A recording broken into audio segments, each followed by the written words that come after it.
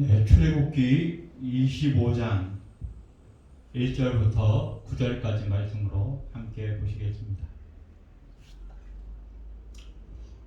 여호와께서 모세에게 말씀하여 이르시되 이스라엘 자손이 내게 명령하여 내게 예물을 가져오라 하고 기쁜 마음으로 내는 자가 내게 바치는 모든 것을 너희는 받을지니라.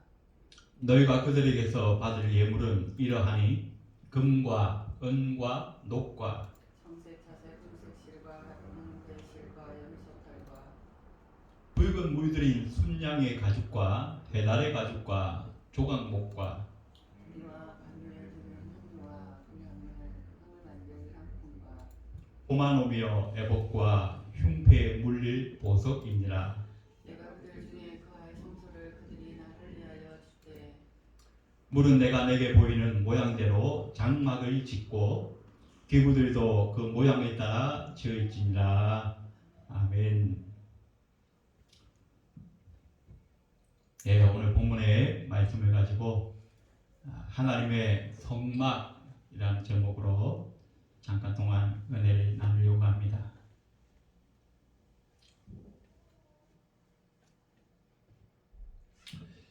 출애굽기는 크게 세 가지 자유에 대해서 말씀하고 있습니다. 첫 번째는 정치적인 자유입니다. 하나님께서 이스라엘 백성들을 애굽의 노예 생활로부터 자유케 하시는데 그것을 많은 신학자들은 정치적인 자유다, 또 다른 말로는 육신적인 자유다, 그렇게 말씀합니다. 하나님께서 이스라엘 백성들에게 자유를 주기 원하셨습니다. 그래서 그 애굽 바로 왕의 모든 핍박과 압제로부터 모세를 보내셔서 많은 기적과 표적을 행하게 하시고 결국 바로의 왕의 마음을 꺾게 만드셔서 이스라엘 백성들이 정치적인 자유함을 얻게 됩니다. 그리고 이제 이 이스라엘 백성들이 홍해를 건너서 광야를 향해 나아갑니다. 그리고 그 광야에서 한 3개월쯤 지난 다음에 시내산에 이르렀을 때에 하나님께서 모세에게 야, 너 잠깐 올라와라 그랬습니다. 그리고 율법과 계명을 주십니다. 하나님께서 이 이스라엘 백성들에게 주기 원하셨던 두 번째 자유가 있습니다. 그것은 법을 통한 정신적인 자유, 윤리와 도덕적인 자유를 주기를 원하셨습니다. 우리가 이제부터 자유다, 육체적으로 해방되었다 라고 해서 진정으로 그 이스라엘 백성들에게 온전한 자유가 이루어질 수 있는 것이 아니라는 것입니다.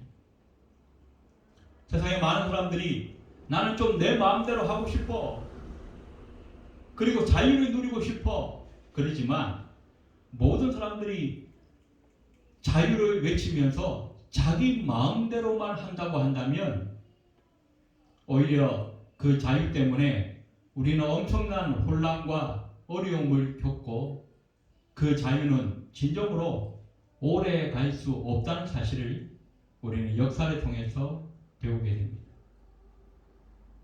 그래서 하나님께서는 계명을 주시고 율법을 주시면서 너희가 하나님의 백성으로서 내가 너희에게 주기 원하는 진정한 자유를 누리려면 이 말씀대로 살아야 한다, 이 계명대로 살아야 한다.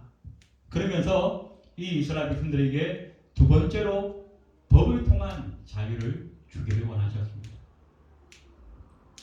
그리고 출애굽기 24장 우리가 지난 시간에 살펴보았는데 24장 이후부터 40장까지는 하나님께서 율법과 계명을 초월해서 도덕적이고 윤리적이고 그런 법을 그런 통한 자유를 초월해서 세 번째로 주기 원하셨던 자유에 대해서 말씀하고 있습니다.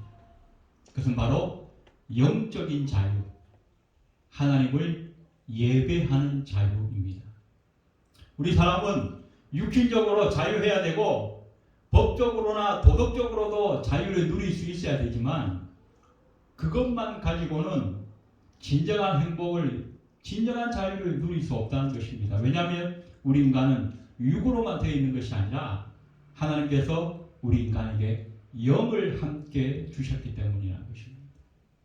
육신적으로만 자유하다고 행복한 것이 아니라 우리가 영적으로도 자유해야 진정한 행복을 우리는 누릴 수 있게 되는 것입니다. 그래서 하나님께서 첫 번째는 이스라엘 백성들에게 정치적인 자유를 주셨고, 두 번째는 율법과 계명을 통하여 법과 도덕에서의 자유를 주셨고, 오늘 25장 이후부터는 하나님께서 이 이스라엘 백성들에게 주기 원하셨던 세 번째 자유, 영적인 자유, 하나님을 예배하는 자유에 대해서 말씀하고 계십니다. 그러면서 오늘 그 예배하는 자유를 온전히 누리기 위해서 하나님께서 이스라엘 백성들에게 주신 것이 있는데, 그것이 바로 성소, 성막, 장막, 이런 이름으로 기록이 되어 있는 것을 보게 됩니다. 오늘 8절에 보니까 내가 그들 중에 거할 성소를 그들이 나를 위하여 짓되, 하나님이 거할 곳, 거룩하신 하나님이 거하시는 곳이기 때문에 성소라 그렇게 말씀하고 있습니다. 자, 9절에는 무릇 내가 내게 보이는 모양대로 장막을 짓고 그랬습니다. 여기는 장막이라 그렇게 표현합니다. 이 장막은 우리 말에는 좀 어렵게 표현되어 있는데 영어에 보면 그냥 텐트예요. 텐트. 우리 야영할 때 쓰는 텐트. 27장 출애굽기 27장 21절에는 이런 말씀이 있습니다. 아론과 그의 아들들로 회막 안 증거궤 앞 휘장 밖에서 저녁부터 아침까지 항상 여호와 앞에 그 등불을 보살피게 하라. 여기는 회막이라 그렇게 말씀드렸습니다. 지난 시간에 제가 회막을 말씀드렸는데 이 회자가 모일회, 만날회 그런 뜻입니다. 영어에서는 미팅 플레이스라고 번역을 했습니다. 하나님이 이스라엘 백성들과 만나는 곳이다 그렇게 기록하고 있습니다. 출애굽기 38장에는 성막이라 그렇게 표현했습니다. 거룩한 장막이라는 뜻입니다. 또 민수기에는 증거막이라, 하나님이 하시는 여러 가지 일들을 증거하는 장소라 그렇게 해서 증거막이라 그렇게 말씀하고 있습니다. 그래서 이 성막을 하나님께서 주셨는데 왜 하나님께서 이 성막을 짓게 하십니까? 왜 하나님께서 이 모세로 하여금 성막의 설계도를 말씀하시고 이 이스라엘 백성들에게 성막을 짓게 하셨는가? 오늘 몇 가지 그 이유를 살펴보려고 합니다. 첫 번째는 하나님이 거하실 목적으로 지었다라고 말씀합니다. 제가 읽었던 8절에 보니까 내가 그들 중에 거할 성소를 그들이 나를 위하여 짓되, 하나님이 거하시는 곳이라. 그래서 성소라라고 부르고 있다는 것입니다. 우리 기독교 신학에서 하나님은 안 계신 곳이 없다 그렇게 말씀합니다. 하나님은 어디든지 계세요. 그것을 신학적인 용어로는 무소부재하시다, 편재하시다 그렇게 말합니다. 하나님은 온 우주도 담을 수 없는 너무나 크신 분이십니다. 그런데 그 하나님께서, 온 우주에 충만하신 하나님께서 이 지구촌, 이 땅 위에 한 장소를 택하시고 내가 거기에 거하겠다는 것입니다. 이것은 하나님의 초월성과 하나님의 내재성을 함께 우리에게 말씀하십니다.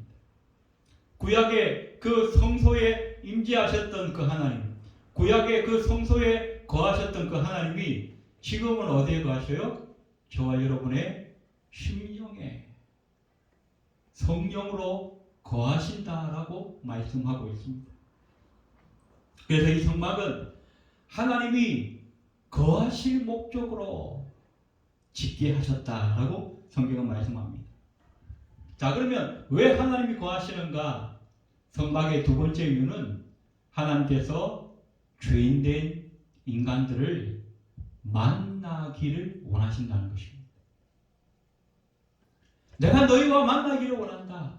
그러니까 너희가 이곳으로 나오라는 것입니다. 우리 요한이도 오늘 예배가 끝나면 여친을 만나려고 어딘가에 갈 겁니다. 몇 시에 어디서 만나자. 그 만나는 장소. 하나님이 이스라엘 백성들에게 데이트 신청을 하시면서 내가 너희를 만나기 원한다. 그런데 여기서 만나기를 원한다. 그러면서 하나님께서 오늘 9절에 보니까 무릇 내가 내게 보이는 모양대로 장막을 짓고 그 기구들도 그 모양에 따라 지을지니라.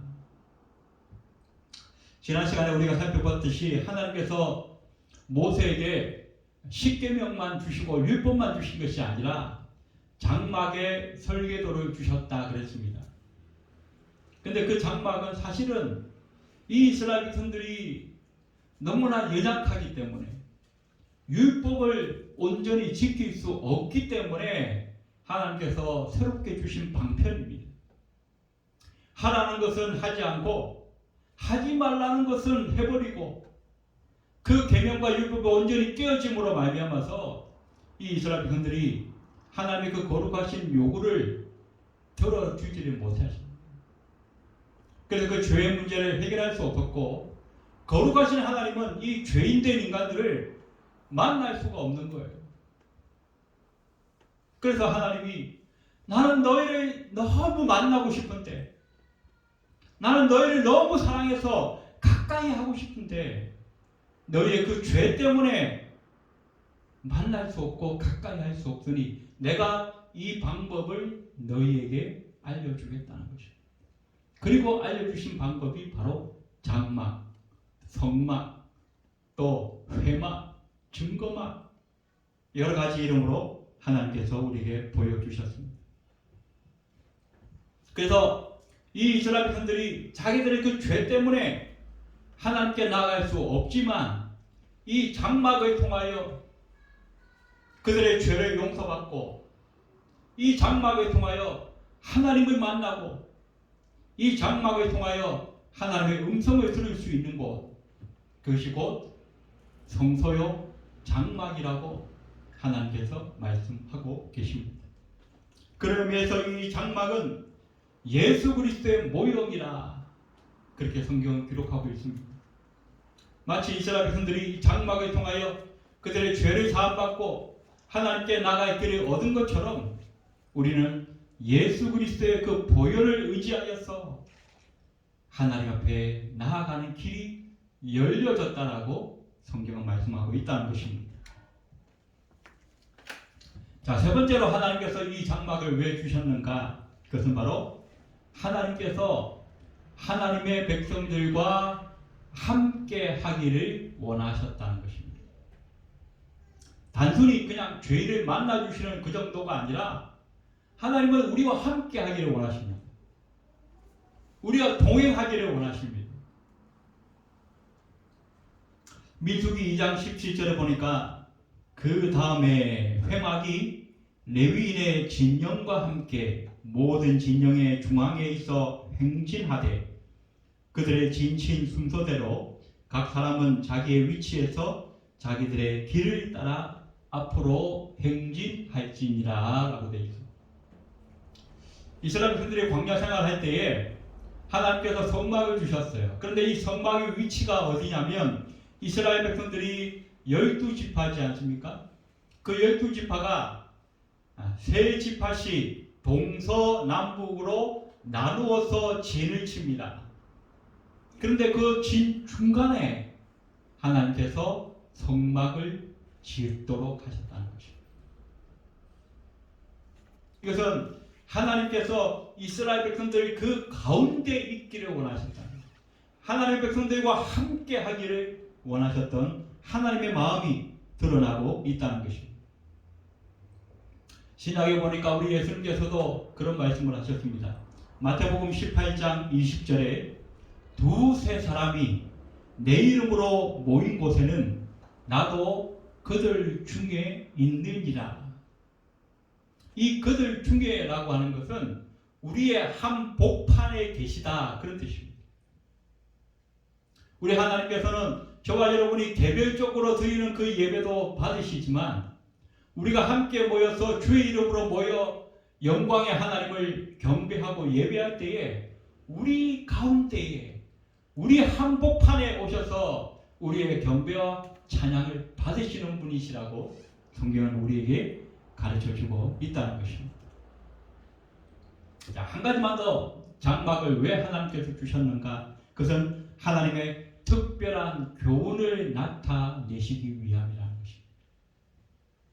하나님의 그 특별한 교훈을 나타내시기 위하여 하나님께서 미리 모든 설계도를 다 예비하시고 그 모양과 식양을 내가 너에게 가르쳐 주는 대로 할지니라.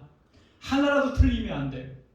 그 치수 하나, 그 넓이 하나, 그 모양 하나라도 틀리면 안 된다라고 말씀하십니다. 너무나 심혈을 기울여서 하나님께서 이 장막을 짓도록 하시고 예비하셨는데 그 장막이 바로 무엇을 상징하는가? 그것은 바로 예수 그리스도를 상징하기 때문이라는 것입니다. 요한복음 1장 14절에 보니까 말씀이 육신이 되어 우리 가운데 거하심에, 여기 우리 가운데 거하심에, 이 말씀은 우리 가운데 장막을 치셨다, 그런 의미를 갖고 있습니다. 구약에 하나님께서 이 이스라엘 백성들 가운데에 장막을 치게 하시고 그 장막 가운데 임재하셨던 것처럼 우리 하나님께서 이 신약 백성들 가운데는 우리가 함께 모여서 예배할 때에 이 가운데에 하나님께서 우리에게 임재하신다라고 말씀하고 있다는 것입니다. 그래서 구약의 그 장막은 바로 예수 그리스도를 상징하는 것이요 모형이라고 말씀합니다. 이제 우리가 또 이제 이후 시간에 살펴보게 된 모든 제사에 관한 부분들, 번제는 어떻게 드리고, 화목제는 어떻게 드리고, 소제는 어떻게 드리고, 짐승을 잡을 때는 어떻게 하고, 또 짐승을 잡은 다음에 그 피를 또 어떻게 뿌리고 하는 모든 그리고 거기에 그 제사의 일을 담당하는 제사장들에 관한 규례들, 어떤 사람을 뽑아야 되고, 옷은 어떤 옷을 입어야 되고, 무엇을 주의해야 되고, 그 모든 규례들을 하나님께서 하나하나 상세하게 다 기술하셨는데, 그렇게 하신 이유가 바로 예수 그리스도를 우리에게 가르쳐 주시기 위함이라고 성경은 말씀하고 있습니다. 우리가 지난 시간에 제가 이 성소의 그 구조에 대해서 간단하게 말씀을 드렸습니다. 세 가지로 이렇게 구분이 되어진다고 말씀드렸습니다. 동쪽에서 그 첫 번째 그 문으로 들어오면 뜰이 있습니다. 마당, 성소의 마당. 그 마당에 먼저 들어오면 번제단이라고 하는 것이 있습니다. 사진을 좀 준비했더라면 좋았을 텐데, 그 번제단에서 짐승을 잡아서 그 짐승을 때로는 각을 뜨기도 하고 또 때로는 내장만 빼기도 하고 해서 그 번제단에서 짐승을 불에 태우게 됩니다. 넓이가 가로 세로 2.5m 정도 되기 때문에 큰 소 한 마리도 통째로 그 위에 올라갈 수 있는, 쉽게 말하면 바베큐를 하는 겁니다. 그 번제단에서 짐승이 온전히 태워짐으로 말미암아 이스라엘 백성들이 하나님께 나아가는 첫 번째 관문이 열리게 되는 것입니다. 그 번제단에서 희생당한 그 양, 염소, 때로는 송아지, 그것이 바로 우리 예수 그리스도의 희생과 죽음을 상징한다는 것을 성경은 우리에게 말씀해 주고 있습니다. 그 짐승이 자기는 아무런 죄가 없지만 이스라엘 백성들의 그 죄를 대신 짊어지고 죽임당한 것처럼 우리 예수님께서 우리 모든 인류의 죄를 대신 지시고 십자가에 지셨다는 것입니다. 그 번제단을 조금 지나면 물두멍이 있습니다. 이 물두멍은 물을 항상 채워놓습니다. 그리고 이 제사장들이 성소에 이제 그 장막 안에 들어가기 직전에 그 뜰에 있는 물두멍에서 손을 씻어요. 제 생각에는 지금 그 성당에 가게 되면 미사드리러 가기 전에 그 입구에 성수를 이렇게 준비해서 사람들이 손을 씻거나 이렇게 이마에 성호를 그리거나 하지 않습니까? 아마 그 규례가 아마 이 물두멍에서 나오지 않았을까 그런 생각을 하게 됩니다. 이 물두멍은 우리가 예수 그리스도의 피로 말미암아 우리의 죄가 씻어진다라고 하는 사실을 상징적으로 보여주고 있습니다. 번제단을 지나고 물두멍을 지나면 이제 본격적으로 성소 안으로 들어가게 됩니다. 성소 안에 들어가면 북쪽과 남쪽 그리고 동쪽에 세 가지 기구가 있는데 북쪽에는 떡상이 있어요. 떡상. 떡상에는 그 위에 떡이 12개가 놓여져 있는데 6개씩 두 줄로 이렇게 나눠져 있어요. 그 떡이 12개인 것은 이스라엘의 12지파를 상징합니다. 그리고 그 떡은 우리의 영원한 생명의 떡이 되시는 예수 그리스도를 상징한다고 말씀하고 있습니다. 그리고 이 남쪽에는 메노라라고 하는 금촛대가 있습니다. 이 금촛대는 이 여기 그 카메라 이거 대처럼 이렇게 세로로 세워져 있는데 양쪽으로 세 가닥씩 이 가지가 나와 있어요. 그래서 전체 이 촛대의 수는 7개가 되는 거죠. 중간에 1개, 양쪽으로 3개씩 꽃받침 모양으로 만들었고 그 꽃은 살구나무 꽃처럼 만들었다라고 성경은 기록을 하고 있습니다. 그 금촛대는 왜 필요하냐면 이 성소는 텐트로 양 사방을 가렸기 때문에 그 안에는 아무런 불빛이 없습니다. 그래서 그 금촛대가 불을 밝혀주지 않으면 제사장이 그 성소 안에서 제대로 활동을 할 수가 없는 거예요. 그래서 그 어둠 속에서 이 제사장이 제대로 활동할 수 있도록 빛을 밝혀주는 역할이 바로 그 금촛대가 한다는 것입니다. 이것은 이 어두운 세상 가운데 우리의 갈 길을 인도하시고 비춰주시는 예수 그리스도의 빛을 상징한다라고 성경은 말씀하고 있습니다. 그 다음에 이제 이 동쪽 편 성소와 지성소가 이렇게 막혀 있는 중간에 휘장이 이렇게 쳐져 있습니다.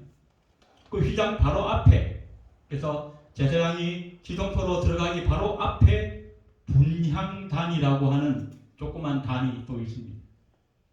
그 단에는 마치 번제단처럼 이 향을 태워서 계속 이 향의 연기가 하나님께 올라가도록 하는. 그래서 이 제사장들이 밖에 있는 그 번제단에도 1년 내내 그 불이 꺼지지 않도록 관리를 해야 되고, 요 성소 안에 있는 이 분향단에도 이 향불이, 이 향의 연기가 한 잠시라도 끊이지 않도록 계속 그 향을 갈아주고 채워주고 하는 그런 역할을 제사장들이 해야만 했습니다.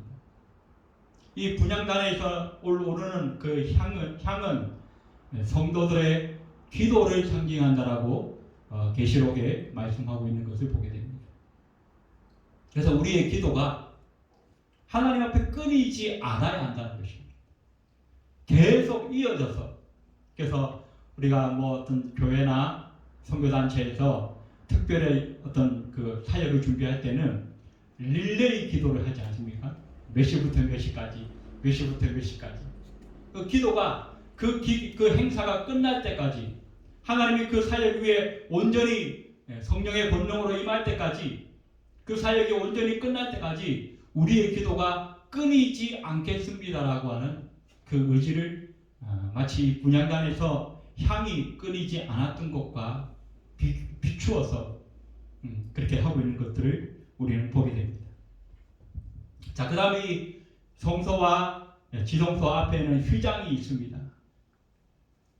이 휘장에는 1년에 한 번씩 대제사장이 한 번씩만 그 안으로 들어갈 수가 있어요. 그 안에, 지성소 안에 들어가면 제가 지난 시간에 말씀드린 것처럼 이런 법궤가 있습니다. 하나님의 법궤.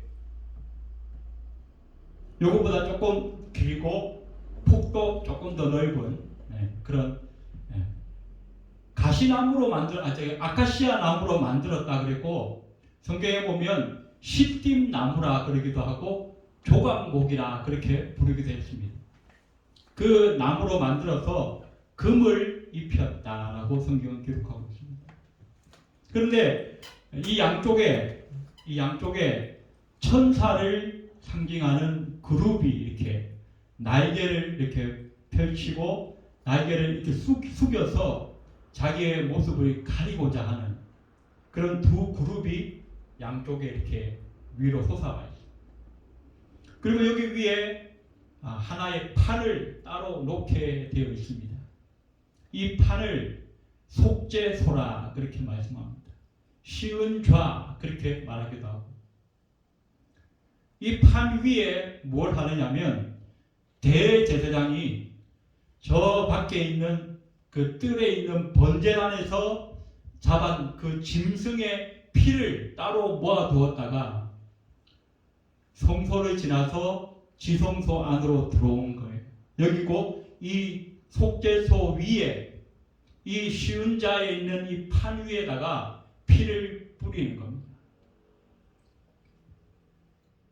자, 그러면 하나님께서 이 대제사장이 뿌린 그 짐승의 피를 통하여 모든 이스라엘 백성들의 죄를 사하여 주시고, 그 죄를 사하신다라고 하는 의미로 이 성소 안에 때로는 이렇게 어떤 하나님의 그 영광을 상징하는 구름이 가득 차거나 연기가 가득 차거나 아니면 하늘에서 불이 내려오거나 여러 가지 모습으로 하나님께서 지금 내가 여기에 임재하였다라고 하는 그 하나님의 응답을 보여주시는 것입니다. 시간이 많이 갔기 때문에 한 가지만 말씀드리고 오늘의 설교를 마무리하려고 합니다. 이 법궤에는 덮개가 있다라고 말씀드렸습니다. 이 덮개 위에를 피를 뿌리는 속죄소가 되고, 이 덮개 안에, 하나님의 법궤 안에 우리가 잘 알다시피 세 가지 물건이 들어있습니다. 첫 번째는 모세가 시내산에서 받았던 그 십계명을 기록한 두 돌판이 있습니다. 그리고 아론의 싹난 지팡이, 이 싹이 난 그 지팡이, 거기에 싹이 무슨 싹이냐면 살구꽃 싹이라고 이렇게 성경은 기록하고 있습니다. 그리고 세 번째가 이스라엘 백성들이 광야에서 매일 먹었던 그 만나를 담은 항아리가 그 법궤 속에 들어있는 거예요. 그런데 이 세 가지가 다 뭘 상징하냐면 이스라엘 백성들의 죄를 상징하는 것입니다. 법궤 안에 하나님의 이 은혜가 임하는 이 법궤 안에 이스라엘 백성들의 죄를 상징하는 세 가지 물건. 첫 번째는 십계명을 기록했던 그 돌판. 이 돌판은 뭐예요? 이스라엘 백성들이 하나님의 율법과 그 계명을 온전히 지킬 수 없다는 것. 죄인일 수밖에 없다는 것. 아론의 쌍난 지팡이도 뭡니까? 고라 자손과 이스라엘 백성들이 작당을 해서 모세 너만 하나님의 지도자냐? 우리 가운데도 얼마든지 훌륭한 지도자가 일어날 수 있지 않느냐? 그러면서 막 대적을 했죠. 그때 하나님께서 엄청난 심판을 내리시고 그 심판과 함께 하나님께서 내가 이 모세를 너희의 지도자로 세운 것이 아니냐, 이 모세를 대적하면 너희가 곧 하나님을 대적하는 것이다라고 하는 하나님의 그 노용, 그것을 보여주시면서 그 아론의 쌍난 그 지팡이 사건이 있게 되는 것입니다. 그래서 이 아론의 쌍난 지팡이는 이스라엘 백성들의 불평과 원망과 그 대적했던 것을 상징적으로 보여주는 것입니다. 이스라엘 백성들이 발랐던 그 호멜, 그 만나를 닮은 그 항아리, 그것도 역시 마찬가지. 그 만나를 매일 하나님께서 은혜 가운데 주셨는데 이 이스라엘 백성들은 늘 감사할 줄 모르고 불평하며 원망했습니다. 처음에는 배고프다고 원망하다가 또 먹을 걸 주니까 매일 똑같은 것만 먹느냐 그러면서 또 불평하고 원망합니다. 고기도 먹고 싶고 파도 먹고 싶고 부추도 먹고 싶다. 완전히 그냥 간이 배밖에 나온 것 같아요. 염치도 없고 고마울 줄도 모르고 자기들은 광야에서 농사 한번 짓지 않고 매일매일 그 수백만 명의 사람들이 충분히 먹을 수 있는 그 양식을 하나님께서 주시는데 제대로 감사하지 못해. 그래서 이 세 가지 물건은 모두가 다 이스라엘 백성들의 죄와 불평과 원망과 하나님을 대적했던 그 범죄함을 상징적으로 말씀하고 있다는 것입니다. 그런데 그 이스라엘의 죄를 상징하던 그 세 가지 물건이 어디에 있다고요? 하나님의 법궤 속에 들어가 있어요. 그리고 그 위에는 뭘로 덮었다고요? 하나님의 보좌가, 하나님의 그 은혜가 임하는 보좌의 판, 시은자로 덮었어요. 그리고 그 위에 뭘 뿌린다고요? 짐승을 잡은 그 피를 뿌리며 하나님께서 이 이스라엘 백성의 죄를 덮어주시고 사해주시고 사해 주실 뿐만 아니라 이 자리에 하나님께서 임재하셔서 내가 친히 너희를 만나겠다라고 약속하시는 것. 그리고 그렇게 행하시는 것. 그것이 바로 이 성막의 모든 구조와 의미를 담고 있다라고 성경은 말씀합니다. 우리 신약시대도 마찬가지입니다. 우리는 광야를 살아가는 이스라엘 백성들처럼 우리는 온전히 하나님의 은혜로 삶에도 불구하고 우리는 매일 불평하고 원망할 때가 많습니다. 우리의 죄를 상징하는 여러 가지 사건들이 있습니다. 그러나 그 모든 사건들을 하나님께서 하나님의 법궤에 담으시고 그 위에 판을 덮으셨어요. 그리고 그 위에 예수 그리스도의 피가 뿌려지기만 하면 내가 다시는 너희의 죄를 기억도 하지 않겠다. 내가 너희의 죄를 다시는 문제 삼지 않겠다. 그래서 저와 여러분이 오늘 이 자리에 있는 줄로 믿는 것입니다. 예수 그리스도의 피, 그것은 그냥 단순한 피가 아니라 저와 여러분의 모든 인류의 죄를 단번에 해결하신 거룩한 보혈인 것을 성경은 우리에게 말씀하고, 그렇기 때문에 우리의 남은 생에 온전히 예수 그리스도의 보혈을 증거하고 그 보혈을 찬송하고 또 아직까지 이 보혈의 공로를 알지 못하는 이들에게 증거하며 사는 것, 그것이 우리 남은 생의 중요한 의미요 삶의 목적이 되는 것을 성경은 우리에게 말씀해 주고 있습니다. 우리 남은 생에 이 목적과 의미를 가지고 이 목표를 향하여서 한 걸음 한 걸음 더 나아갈 수 있는 저와 여러분의 삶이 되시기를 주의 이름으로 축원드립니다. 기도하겠습니다. 고마우신 하나님, 우리의 모든 죄와 허물을 십자가에 도말하시고 예수 그리스도의 피로 말미암아 우리 죄를 사하시고 우리를 만나러 오늘도 우리에게 오신 그 하나님을 경배하며 찬양합니다. 우리 남은 생에 하나님 더 힘있게 예수 그리스도의 보혈을 증거하는 삶을 살게 하시고 그 보혈을 날마다 찬양하며 경배하며 살아갈 수 있도록 성령으로 인도하여 주시옵소서. 예배를 마치고 돌아가는 발걸음 위에도 함께하여 주옵소서. 예수님의 이름으로 간절히 기도드리옵나이다. 아멘.